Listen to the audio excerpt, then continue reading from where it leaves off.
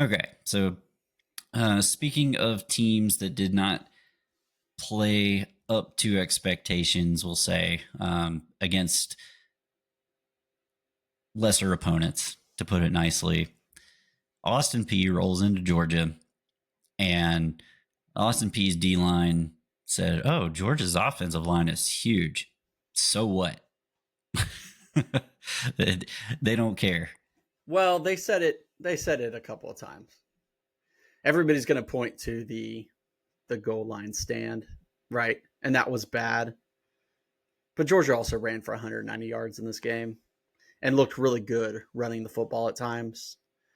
Yes. I would be more concerned with the pass protection. And you could say that, yes, Georgia was missing two starters on the line.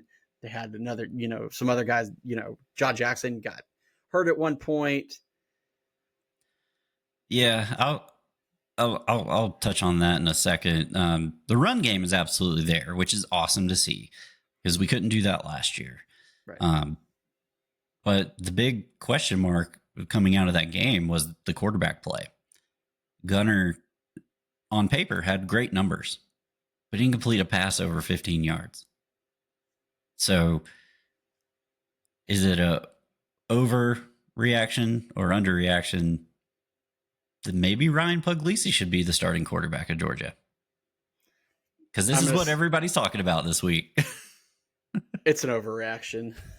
Yeah, we'll just jump to it. Yeah. There's no ifs, ands, or buts about it. It's an overreaction. and I'm going to give you a couple of reasons why. Okay, number one, you're Kirby Smart. You're going into a season where you know that come week 3, you've got to play at Tennessee with a first-time starter quarterback making his first road start. Okay, so first 2 weeks, you don't want to kill his confidence at all, right? So what's the one thing you could do to kill his confidence? Have him throw a few picks against a really bad team that you should be beating. The play calling was very conservative in the first game. It was even more conservative this game. It really was. It really was. Georgia had over double the amount of yards that Austin Peay did. They held Austin Peay to like 190 yards total. Georgia had 190 yards on the ground.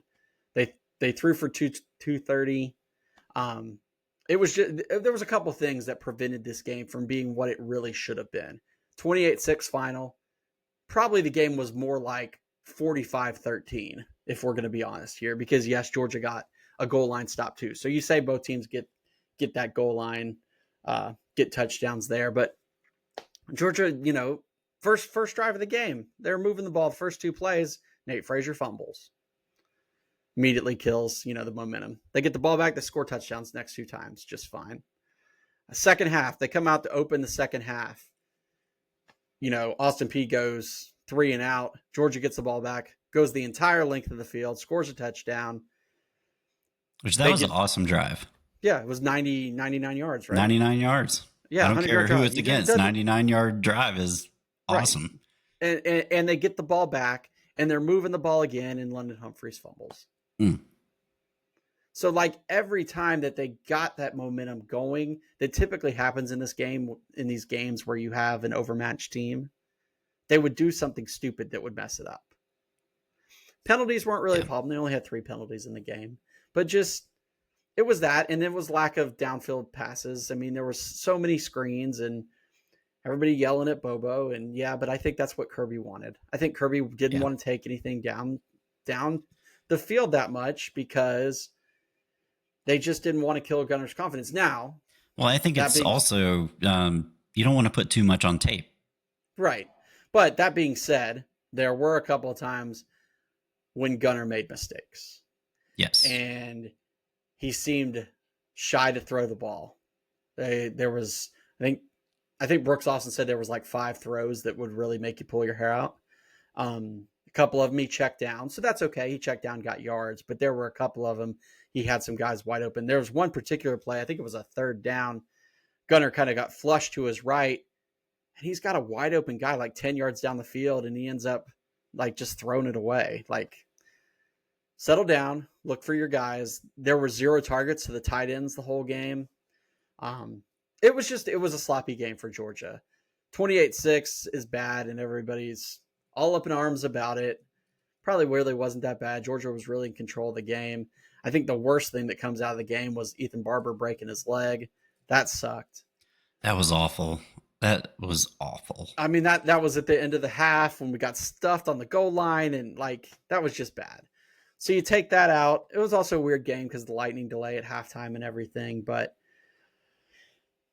everything was weird about that game. Got moved up an hour. Yeah. Yeah, the 90-minute delay. Yeah, that shot of the lightning was nuts. Yeah. So a couple of things to be encouraged on. Georgia did get an interception. Ellis Robinson's first career interception was good. They did pick up 2 sacks. The one by Chris Cole was freaking awesome. If you haven't watched it, I mean, he just blows right by the dude, and that's what that guy can do. I loved his little like stutter step kind of juke that he did. Yeah, It's like deked him. So some encouraging signs on the defensive side of the ball. Don't get worried too much about the offense. I think we're going to know a lot more this week when they go to play Tennessee. For sure.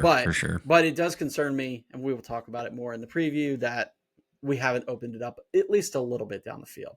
But should Puglisi be starting? That's an overreaction, man. Yes, Puglisi would probably pull the trigger more, but he'd probably also throw more interceptions.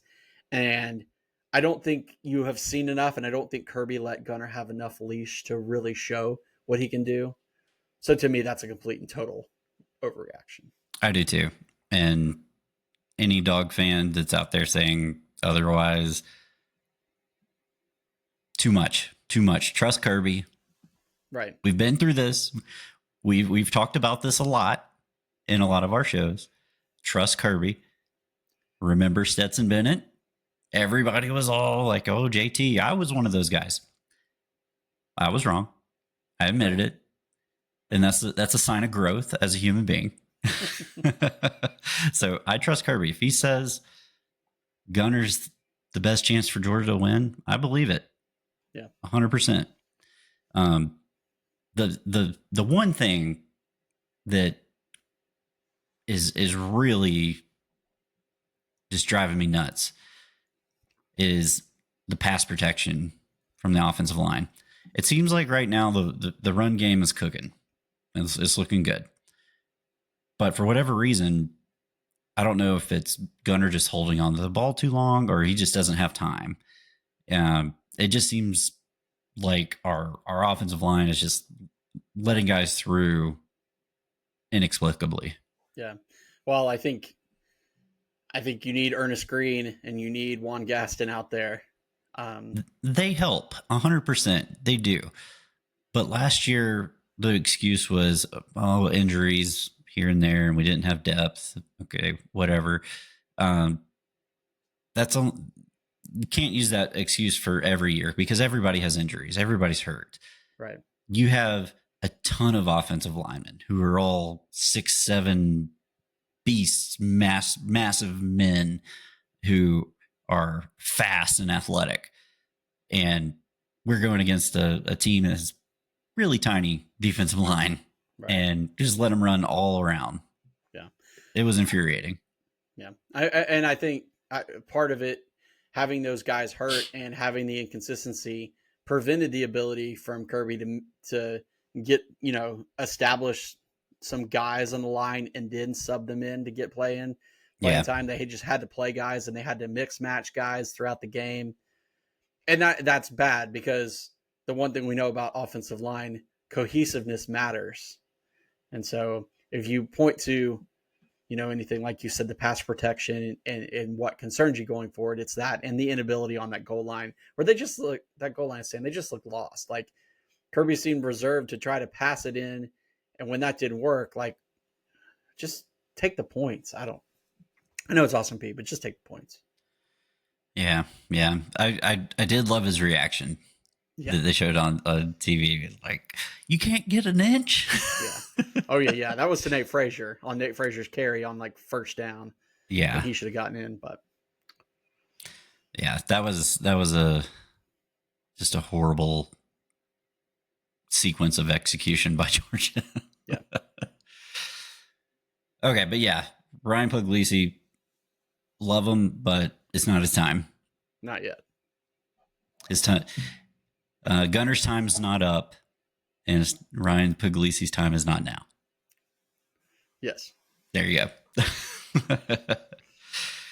All right, so that will do it for this week's edition of the Nitro College Football Show. Looking forward to this upcoming weekend. We got some great games, and we'll be watching them all. And look out for the Georgia post game, the Dawgs post game after the game. Might be a little late, but it'll be good, hopefully. Yep. All right. So until next week, Sunday, 9 o'clock, I'm Burl. I'm Street. Go Dawgs. Go Dawgs.